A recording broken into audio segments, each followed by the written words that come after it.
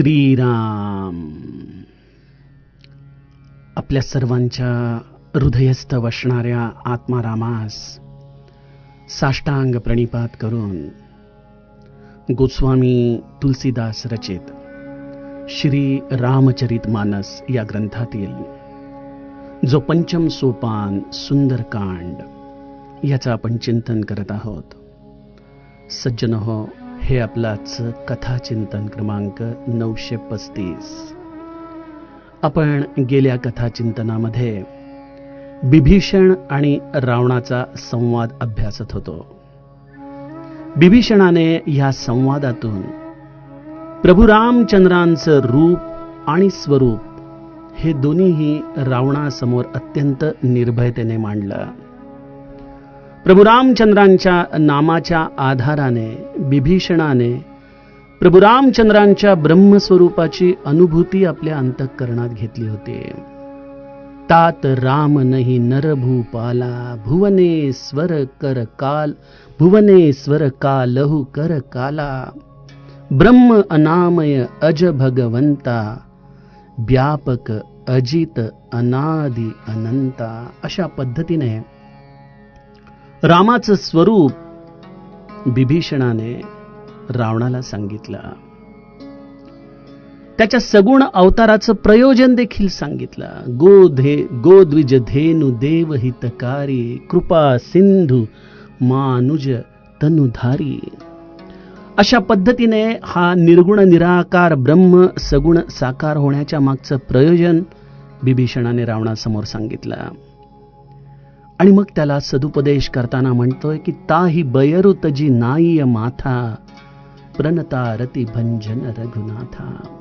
तू त्याला शरण जा. जानकी मातेला सन्मानाने प्रभू रामचंद्रांना तू परत कर. जरी तुझ्यावरती समस्त विश्वाचा द्रोह करण्याचं पाप जरी असेल तरी देखील प्रभू रामचंद्रांना शरणागत होताच ते तुझ्या या पापाचा नाश करतील. तुझ्या अंतःकरणात असलेल्या दाहाला ते शांत करतील. रावणा, जासु नाम त्रय तापन सावन सोई प्रभु प्रगट समजुजिय रावण. अशा पद्धतीने भगवंताचं नाम, त्याचं निर्गुण निराकार रूप आणि त्याचं सगुण साकार रूप यामध्ये असलेली तादात्म्यता बिभीषण रावणाच्या समोर सांगतोय. आणि शेवटी हे सांगायला विसरत नाही की हे सर्व काही मुनी पुलस्ती निज शिष्य सन कही पठई यह बात. हे सर्व पुलस्त्य ऋषींनीच दिलेला निरोप मी तुझ्या समोर सांगतोय. आता इथून पुढील कथाभाग गोस्वामीजी गाऊ लागतात. सीताराम सीताराम रामा सीताराम सीताराम रामा माल्यवंत अति सचिव सयाना तासु बचन सुनी अति सुख माना तात अनुजतवनीति विभूषण तात अनुजतवनीति विभूषण सौरधर जो कहत विभीषण रिपुत करश कहत सठ दो दूरी न करहु यहाँ है को माल्यवंत गृह गयौ बहोरी माल्यवंत गृह गयौ बहोरी कहि विभीषण पुनि कर जोरी सुमति कुमति सबके उर रही नाथ पुराण निगम अस कही जहाँ सुमति तह संपत्ति नाना जहाँ सुमति तह संपत्ति नाना जहाँ कुमति तह विपत्ति निदाना सीताराम सीताराम रामा सीताराम सीताराम रामा सीताराम सीताराम रामा सीताराम सीताराम रामा तव उर कुमति बसी विपरीता हित अनहित मानहु रिपु प्रीता काल राति निशिचर कुल केरी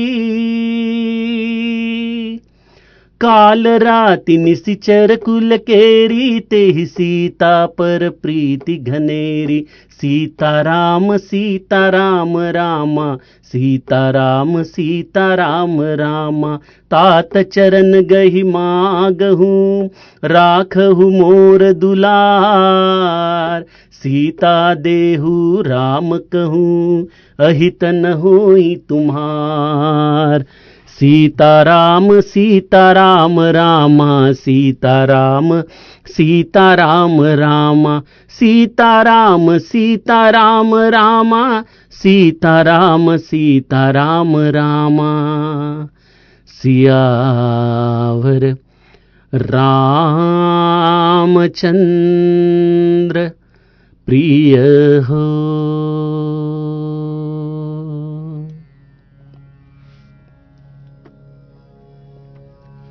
सज्जनो, बिभीषणाने अत्यंत मनापासून पोटतिडकीने रावणाला त्याचं हित सांगितलं. बार बार पद लागूं, विनय करऊं दससीस. किती शरणागत व्हावा, किती पद्धतीने रावणाच्या हितासाठी झटावं. वारंवार मी तुझ्या चरणीला नतमस्तक होतोय. अत्यंत विनयाने मी तुला हे दशमुख सांगण्याचा प्रयत्न करतोय. ऐक माझं, ऐक. परिहरी मान मोह मद, भजहु कौसलाधीस.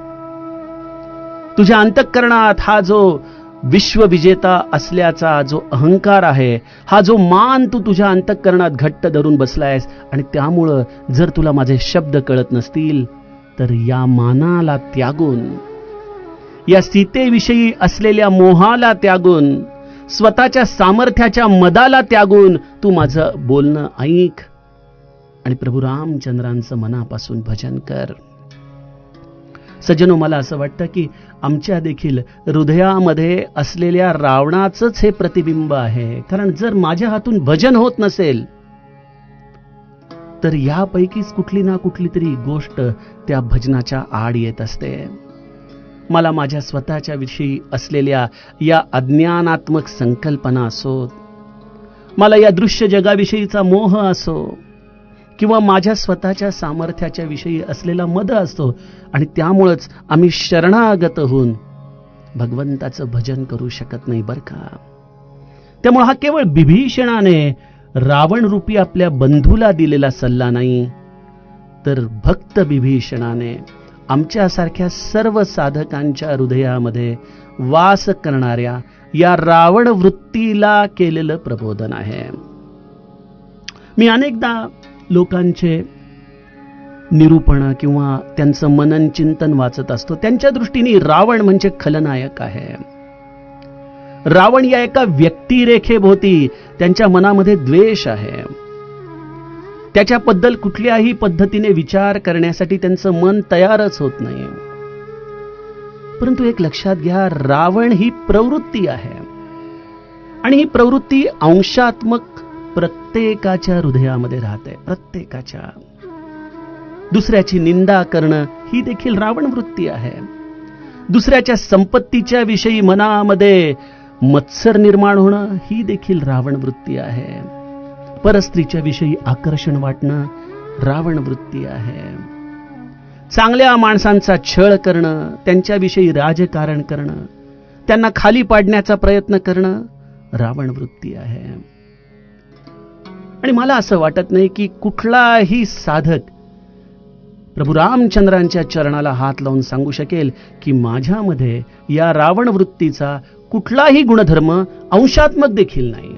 आणि मला असं वाटतं, जर आम्ही असं बोलत असू तर कदाचित आपण आपल्या स्वतःलाच फसवत असतो.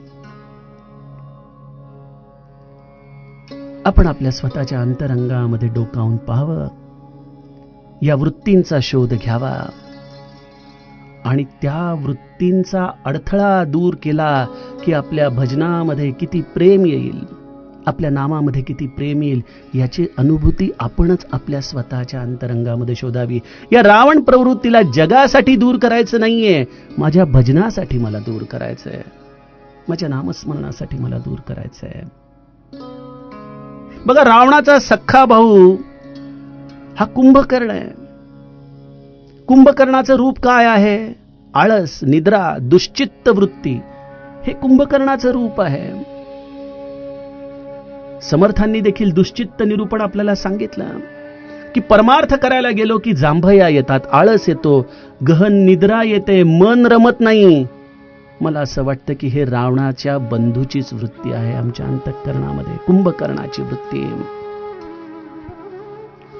अशा या समस्त दुश्चित्त प्रवृत्तींना आपण आपल्या अंतःकरणात शोधून पाहावं. हेच आपल्या अंतरंगात असलेलं रावणाचं सैन्य आहे. हेच आमच्या भजनामधला खरा अडथळा आहे. परिहरी मान मोह मद भजहू कौसलाधीस. अशा रीतीने विभीषण रूपी या एका भगवंताच्या चिरंजीव भक्ताने साधकांसाठी हा राजमार्ग आम्हाला सांगून दिलेला आहे. आणि हे केवळ विभीषण म्हणतो, मी सांगतो म्हणून ऐकू नका. ही सनातन परंपरा आहे. मुनी पुलस्ती निज शिष्य सन. पुलस्त्य ऋषींचं हे कुळ. हनुमंताने देखील पुलस्त्य मुनींचं वर्णन करताना रावणाला सांगितलं होतं, ऋषी पुलस्ती जसु बिमल मयंका तेही ससी महूजनी होहु कलंका. हे पुलस्त्य ऋषींचं चंद्रमासारखं अत्यंत निर्मळ कुल आहे. त्या कुळाचा तू खऱ्या अर्थाने कुलदीपक होऊ शकतोस. आणि त्यामुळं तू भगवंताचं भजन करणं हा जो आपल्या कुळाचा धर्म आहे तो वाढव.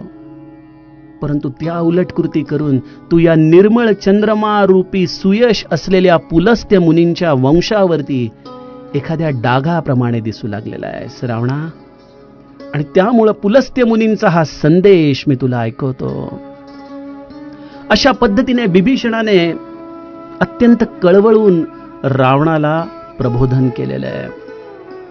बघा, जेव्हा एखाद्या सभेमध्ये एखादा प्रस्ताव मांडला जातो, त्या प्रस्तावाला कोणीतरी अनुमोदन करावं लागतं. आपण अनेक राजकारण्यांच्या सभा बघतो, एखाद्याला अध्यक्ष म्हणून निवडलं जातं तेव्हा त्याला कोणीतरी अनुमोदन करतं आणि मग त्याच्यावरती सभेमध्ये शिक्कामोर्तब होतं. त्याचप्रमाणे या सभेत विभीषण केवळ एकटाच अत्यंत पोटतिडकीने रावणाला सत्य सांगतोय, सदुपदेश करतोय, परंतु त्याला गरज होती अनुमोदनाची. त्या प्रसंगी माल्यवंत अति सचिव सयाना तासु बचन सुनी अति सुख माना. विभीषणाच्या हृदयातला हा भाव जाणून न राहून शेवटी माल्यवंत नावाचा एक अत्यंत विवेकी सचिव, बुद्धिमान मंत्री उठून उभा राहिला. विभीषणाची ही वचनं ऐकून त्याचं हृदय द्रवून गेलं. विभीषणाच्या वचनांनी परमसमाधान झालेला हा माल्यवंत, तो वृद्ध होता. किती वृद्ध? मानस पियुषकार म्हणतात माल्यवंत हा रावणाचा आजोबा होता. म्हणजे रावणाची आई, तिचे वडील माल्यवंत आहेत. आता रावणच कितीतरी वर्ष, कितीतरी साधारणतः युग म्हणता येईल असं या लंकेमध्ये राज्य करतोय. म्हणजे माल्यवंत हा त्याच्याही पेक्षा वृद्ध. म्हणजे त्याचा अनुभव, त्याच्या मागे असलेला हा सर्व सद असद जाणण्याचा भाव, या सगळ्या दृष्टीने गोस्वामीजींनी त्याचं वर्णन एका शब्दामध्ये केलं, अतिसचिव सयाना. गोस्वामीजींना जेव्हा एखादी गोष्ट सुपरलेटिव्ह डिग्रीमध्ये सांगायची असते तेव्हा ते प्रत्येक ठिकाणी अति हा शब्द वापरतात. बघा, जर तुम्ही नीट चौपाया अभ्यासल्या तर प्रत्येक ठिकाणी अति अनुरागा अशा पद्धतीने मनुष्याच्या अंतःकरणातली अति उत्कट स्थिती ते या अति शब्दाच्या आधाराने सांगतात. आणि त्यामुळं तो कसा आहे? अति सचिव सयाना, अत्यंत बुद्धिमान आहे, विवेकी आहे. याच्या मागं त्याचं वय, त्याचा अनुभव, त्याने बघितलेले ही अनेक स्थित्यंतर, आणि त्यामुळे त्याच्या शब्दाला वजन होतं. बघा, महाभारतामध्ये देखील भीष्मांचं तेच महत्व आहे जसं इथं माल्यवंताचं महत्व आहे. भीष्म देखील अनेक युग या हस्तिनापूरचं साम्राज्य सांभाळत आहेत. आपल्या वडिलांना दिलेल्या आज्ञेप्रमाणे ब्रह्मचारी राहून जो जो म्हणून या हस्तिनापूरच्या गादीवरती बसेल त्याची सेवा करत राहणं, हस्तिनापूरचं रक्षण करणं. आणि त्यामुळं बऱ्याचदा या राजगादीशी बांधिलकी असल्यामुळं भीष्म पितामहांना देखील सत्यवचन बोलताना बऱ्याचदा अडचण आली आहे. द्रौपदीच्या वस्त्रहरणाच्या वेळेला भीष्म पितामह देखील मान खाली घालून बसलेले आहेत. त्यामुळं मनुष्याची निष्ठा ही राजगादीवरती असावी का मनुष्याची निष्ठा ही सत्यावरती असावी, असा प्रश्न आपल्याला महाभारत आपल्या अंतःकरणामध्ये निर्माण करून देतो. इथं माल्यवंत देखील रावणाचा आजोबा, वय झालेला आहे, वृद्ध आहे, परंतु आता बिभीषणाची वचनं ऐकल्यानंतर रावणाला आपण आपल्या वयाच्या अधिकारानुसार काहीतरी सांगावं आणि त्याचप्रमाणे हा एकटा बिभीषण जे पोटतिडकीने बोलतोय त्याला कोणीतरी अनुमोदन द्यावं. या भूमिकेतून माल्यवंत थरथर त्या हाताने उठून उभा राहतो. डोळ्यामध्ये अश्रू जमा झालेले आहेत. बिभीषणाच्या विषयी मनामध्ये परम कौतुक, परम समाधान त्याच्या वचनांच्या आधाराने माल्यवंत अनुभवतोय आणि माल्यवंत रावणाला म्हणतो, तात अनुज तव नीती विभूषण. बघा सज्जनो, जगामध्ये पुरस्कार अनेक असतात. आपण तर बघतो अनेक ठिकाणी पुरस्कार हे विकत देखील घेतले जातात. परंतु वयोवृद्ध, ज्ञानवृद्ध, तपोवृद्ध अशा व्यक्तीकडून एखादी जरी शाबासकी, एखादा जरी आपल्याला आशीर्वादात्मक स्पर्श, एखादं तरी अत्यंत सुंदर वचन आपल्या जीवनात आपल्याला प्राप्त झालं तर ते वचन अनंत पुरस्कारांपेक्षा देखील मनुष्याला बळ देणारं ठरतं. बिभीषणाच्या या नामसाधनेतून, या भगवंताच्या स्मरणातून त्याला जो विवेक प्राप्त झालाय आणि त्या विवेकाच्या आधाराने रावणाच्या हितासाठी तो जे प्रबोधन करतोय त्याला जणू काही या कौतुकाची शाबासकी माल्यवंत हा ज्ञानवृद्ध, तपोवृद्ध सचिव आपल्या शब्दातून देतोय आणि म्हणतो, तात अनुज तव नीती विभूषण. आपल्याकडे देखील पुण्यभूषण, महाराष्ट्रभूषण असे अनेक पुरस्कार असतात. इथं माल्यवंताने बिभीषणाला सर्वश्रेष्ठ पुरस्कार दिलाय, नीती विभूषण. नीती धारण करणारं मूर्तिमंत रूप म्हणजे बिभीषण आहे. तो नीतीला विभूषण, त्याला खऱ्या अर्थाने कसं जगावं हे सांगणारं असं चरित्र तुझ्याकडं तुझ्या धाकट्या भावाच्या रूपाने उपलब्ध झालेलं आहे. तुझा लहान बंधू बिभीषण हा अत्यंत नीतिमान आहे.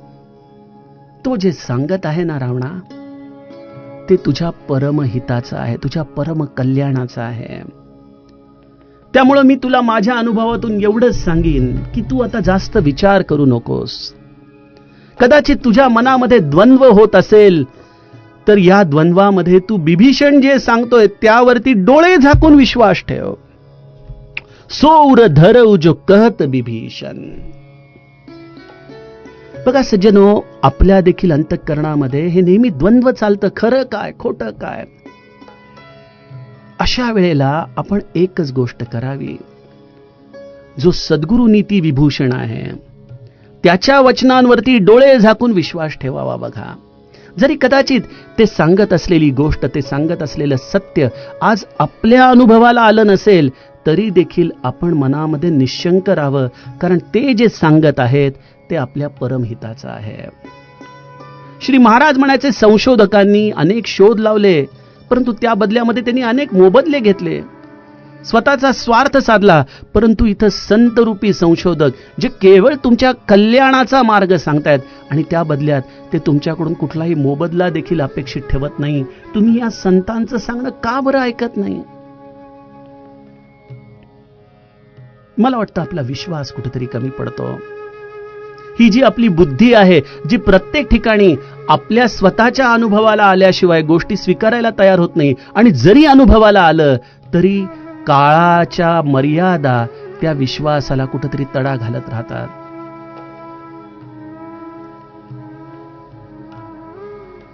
आपण श्री महाराजांची नित्य काकड आरती करा, नित्य जप करा, नित्य त्यांचं स्मरण करा.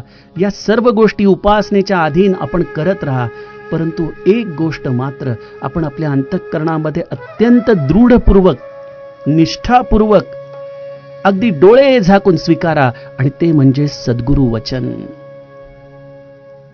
समर्थ दासबोधामध्ये सद्गुरु वचन तोची सिद्धांत, तोची धादांत सप्रचित आला, अशा पद्धतीने आपल्याला सद्गुरु वचनाचं महत्व सांगतात. त्यांची वचनं ही अनुभूतीची असतात, आपल्या कल्याणाची असतात आणि त्यामुळं ते अत्यंत सहजतेने आपल्याला अनेक गोष्टी सांगत असतात. आपण मनापासून त्यावरती विश्वास ठेवावा. सोर धरऊ जो कहत विभीषण. परंतु आमच्या अंतःकरणामधला रावण वृत्तीचा भाग हा या सद्गुरु वचनांना देखील स्वाभाविकपणे लगेच स्वीकारत नाही, त्याप्रमाणे कृती करायला तयार होत नाही. कित्येकदा मनामध्ये संघर्ष निर्माण करतो.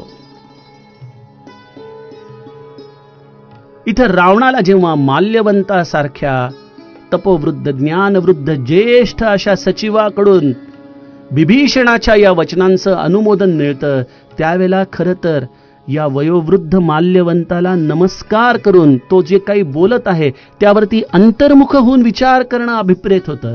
परंतु या उलट रावणाची प्रतिक्रिया इथं विभीषणाने सहन करावी लागलेली आहे. रावण झट दिशेने चिडून माल्यवंताच्या या वचनांवरती उत्तर देतो. रिपूत कर्ष कहत सठ दो दूरी न करहूं यहां है को. ज्या या सिंहासनावरती रावण बसलेला आहे, ज्या या पदाचा मद त्याच्या मागे आहे, हा जो अहंकार त्याच्या मुखातून बोलतोय, त्या अहंकाराने माल्यवंताचं वय बघितलं नाही. ते आपले आजोबा आहेत ही भावना देखील त्यांनी जाणली नाही. हा रावण आपल्या सिंहासनावरून कोणाला तरी ओरडून म्हणतो, अरे इथं कोणी आहे की नाही? हे दोघ जण माझ्या समोर शत्रूचं कौतुक करतायत, त्याचा महिमा वर्णन करतायत. अरे या माल्यवंताचे तर दिवस भरलेत, म्हातारा झालाय हा, कशाला येतो राजसभेमध्ये दररोज माहित नाही, आणि या विभीषणाच्याकडे तर मी आता बघतोच. असा आविर्भाव रावणाच्या बोलण्यामध्ये होता.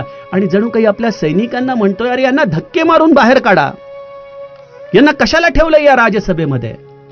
जेव्हा माझं सगळं मंत्रिमंडळ ते सब हसे मस्ट करी रहू जिते सुरासुर तब श्रम नाही नरबा नरकेही लेखे माही, अशा पद्धतीने माझं अनुमोदन करते, तेव्हा हे दोघ जण फितूर घरभेदी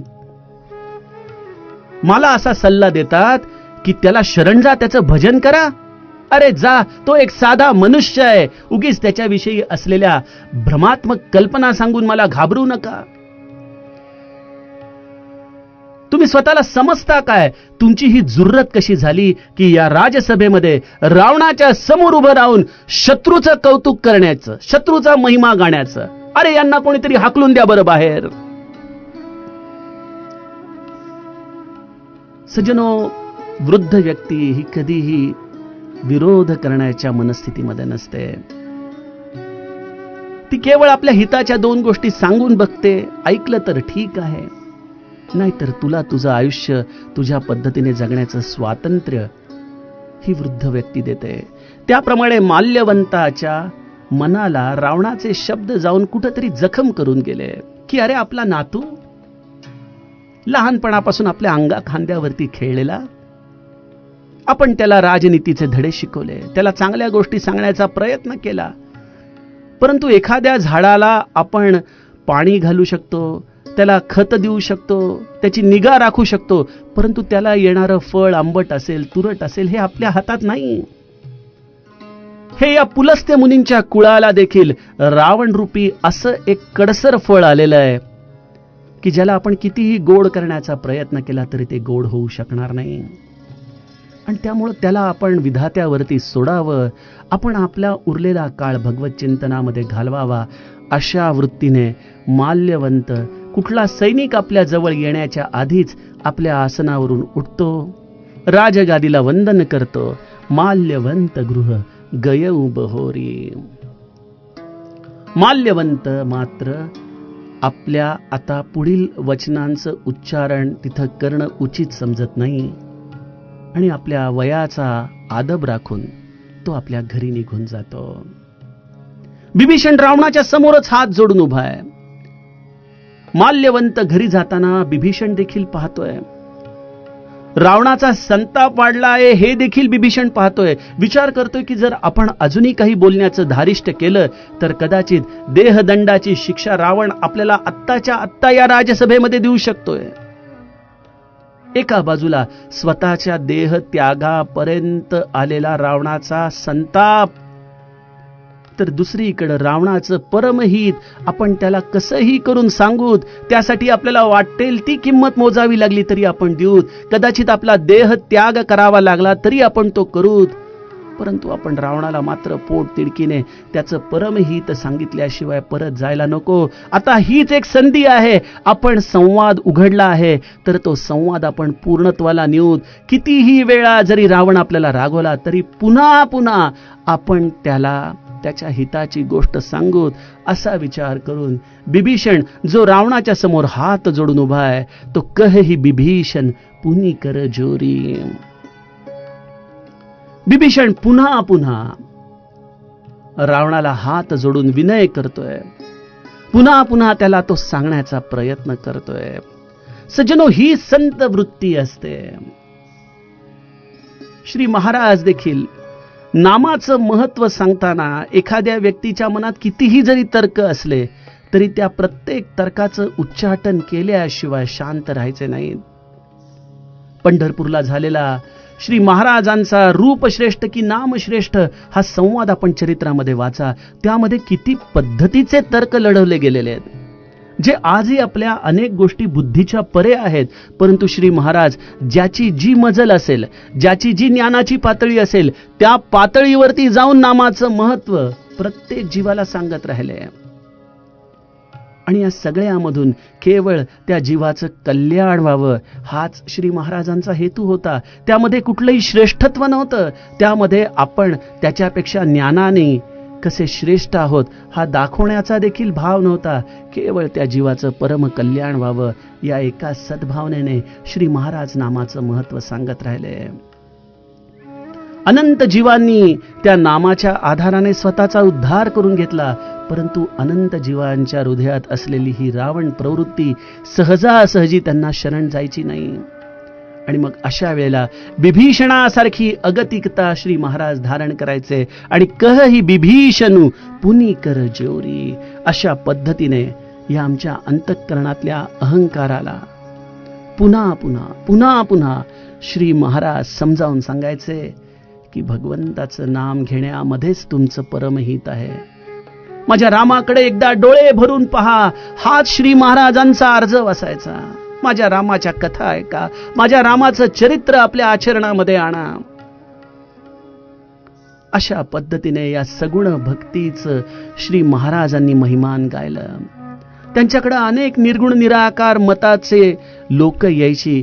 ते या निर्गुण निराकाराचं महत्व राखून श्री महाराज नामाचं साधन हे त्यांच्या हृदयामध्ये बिंबवायचे. अनेक विप्रश्रेष्ठ वेगवेगळ्या मंत्रांचं श्रेष्ठत्व श्री महाराजांच्या समोर घेऊन यायचे, तरी देखील न संतापता, न रागवता, कुठल्याही प्रकारच्या अहंकाराची भूमिका न घेता या विप्रांना देखील गायत्री मंत्र हा या कलियुगामध्ये जरी श्रेष्ठ मानला जात असला तरी तो आज आचरण करण्यासाठी लागणारं पावित्र्य आमच्याकडे नाही. त्यामुळं तुम्ही भगवंताच्या नामाचं, या रामनामाचं महत्व जाणून त्याचं स्मरण करा. अशा पद्धतीने सदुपदेश ते ज्ञानश्रेष्ठ विप्रवरांना द्यायचे. एखादा अडाणी खेळूत यायचा, त्याला देखील श्री महाराज अत्यंत सहजतेने रामनामाचं महत्व समजावून सांगायचे. महाराजांच्याकडे आलेली लोक अनेकदा पूर्वग्रह दूषित भूमिकेतून यायचे. कित्येक कीर्तनकार गोंदोल्यामध्ये येऊन श्री महाराजांची बदनामी करण्याचा प्रयत्न करायचे. अशा लोकांना देखील रामनामाचा अनुग्रह देऊन श्री महाराज त्यांना आपल्या घरी परत पाठवायचे. विषप्रयोग करणाऱ्या मनुष्याला देखील श्री महाराज त्याचं स्मरण करत म्हणतात की अरे, आज रामाचा प्रसाद आमच्याबरोबर घेतला असता, खूप मोठी संधी त्याने आपल्या हातून गमावली. आलेल्या व्यक्तीला पोटभर खायला घालायचं, त्याच्यावरती आपल्या मायेचा वरदहस्त ठेवायचा आणि त्याला सहजतेने रामनामाकडे वळवायचं. हाच श्री महाराजांनी आयुष्यभर खटाटोप केला आणि आजही चैतन्य रूपाने आम्हाला ते अखंड या रामनामाचं महत्व सांगतात. जरी आमच्या मनामध्ये अनेक द्वंद्व असले, जरी आमच्या मनामधला हा अहंकार रूपी रावण त्याला स्वीकारत नसला, तरी पुन्हा पुन्हा पुन्हा पुन्हा श्री महाराज एकच गोष्ट आम्हाला सांगतात. मी तर नेहमी म्हणायचो की 365 दिवसाच्या प्रवचनाचं जर सार एका वाक्यामध्ये लिहा असं म्हटलं तर नित्य राम नाम घ्या, एवढंच या 365 दिवसाच्या निरूपणाचं सार निघतं. श्री महाराज म्हणायचे, मी कधीच कोणाविषयी कधीही निराश होत नाही. जन्माला आलेली व्यक्ती ही एक ना एक टप्प्यावरती रामनामाला लागते आणि तो क्षण येऊस तर आपल्या हातामध्ये केवळ वाट पाहणं आहे, अशी ही संत वृत्ती आम्हाला या बिभीषणाच्या चरित्रामध्ये दिसतीये. माल्यवंताला जरी अपमानित करून रावणाने घरी पाठवलं असलं तरी तिथं निर्भयतेने बिभीषण पुन्हा पुन्हा रावणाला त्याचं स्वहित हात जोडून सांगतोय. अशा या बिभीषणाने रावणाला सांगितलेला जो सदुपदेश या दोह्यामध्ये 2 चौपायांमध्ये आहे, त्याचं सविस्तर चिंतन आपण उद्याच्या कथा विभागामध्ये करूयात. जानकी जीवन स्मरण जय जय राम.